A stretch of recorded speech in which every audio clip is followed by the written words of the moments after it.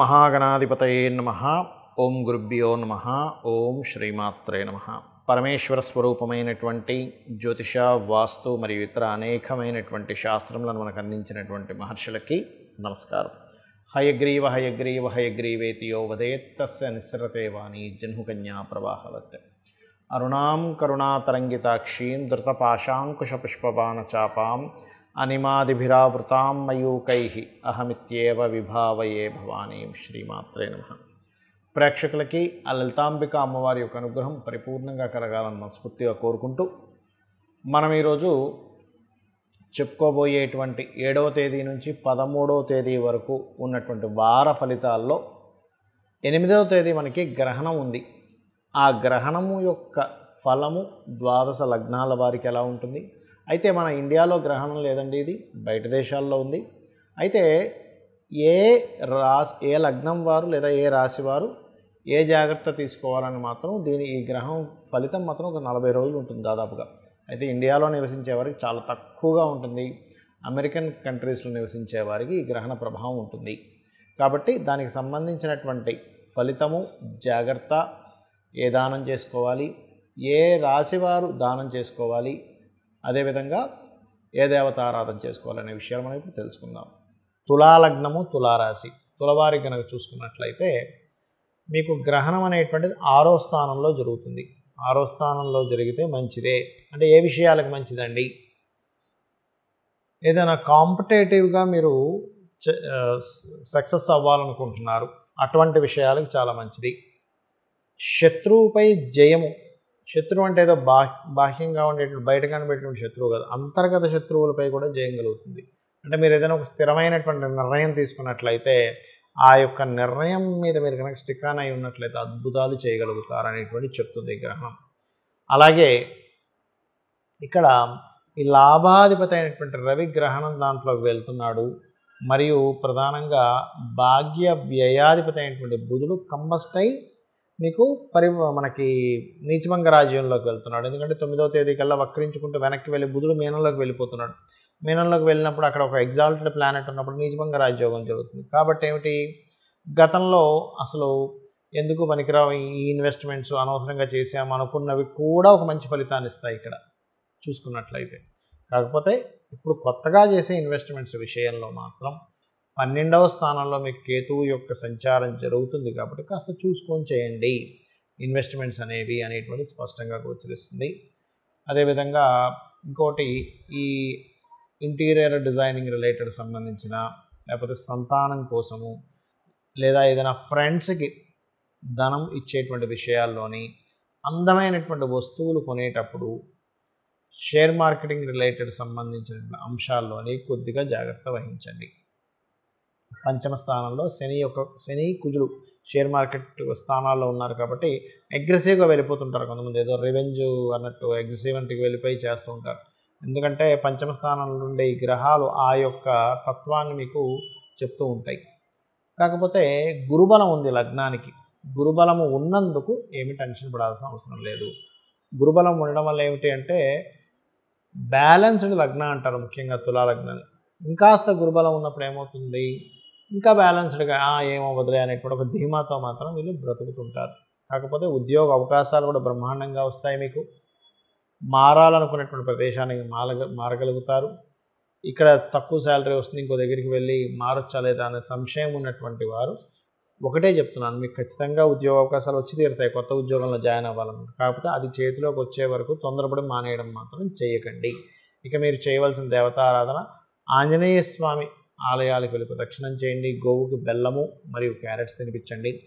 గ్రహణ సమయంలో మీరు ఏదైనా వేరే కంట్రీస్లో ఉన్నారు, లేదా గ్రహణ సమయంలో నేను మంత్ర సాధన చేసుకోవాలి అని అనుకుంటే కనుక మీరు చేయవలసినటువంటిది వారాహి అమ్మవారి అష్టోత్తరం చేసుకోవడం కానీ, లేకపోతే ఆంజనేయ స్వామి స్తోత్రాలు చదవడం కానీ, లేనట్లయితే కాళికా అమ్మవారి స్తోత్రాలు చదవడం కానీ చేయండి. అన్ని విధాలా బాగుంటుంది. అయితే గ్రహణం అనేటువంటిది అసలు ఏ సమయంలో ఉంది, మన భారతదేశంలో ఎందుకు లేదనుకుంటున్నాము చూసుకున్నట్లయితే, రాత్రి 10:08 నుంచి అర్ధరాత్రి 1:25 మధ్యలో మన ఇండియా కాలమాన పరంగా ఉంటుంది.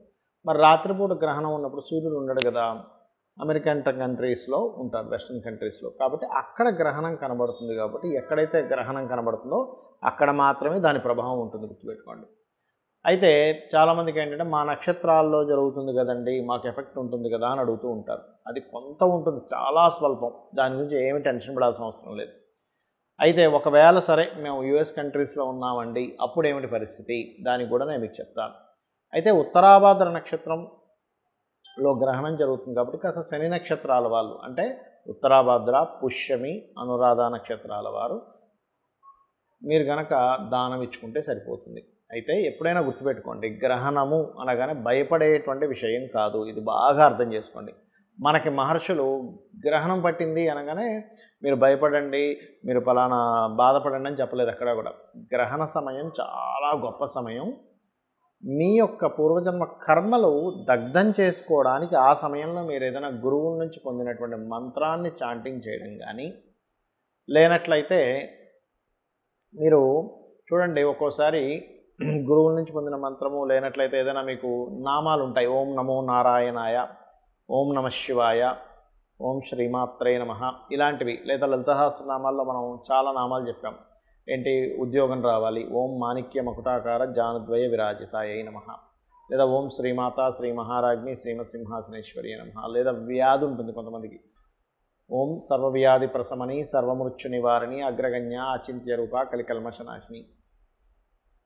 అలా ఏంటంటే మీకు ఉన్నటువంటి సమస్యని బట్టి లలితా సహస్రనామాల్లో ఒక నామం తీసుకొని చేయడం కానీ, చేయడం వల్ల ఏమిటి, ఆ గ్రహణ సమయంలో శక్తి ఎటువంటిదంటే మీరు ఒక్కసారి చేస్తే 1000 సార్లు చేసిన ఫలితం వస్తుంది. కాబట్టి 1000 సార్లు చేసిన ఫలితం కాబట్టి దాదాపుగా 4 గంటల చిల్లర ఉంటుంది. కాబట్టి గ్రహణము ఈ చేసిన చాంటింగ్ వల్ల మీ పూర్వజన్మ కర్మ దగ్ధమై మీరు చేసే ప్రయత్నాలు సఫలీకృతం అవుతాయి. కాబట్టి మహర్షులు గ్రహణ సమయాన్ని జపానికి వాడుకోండి అని చెప్పారు.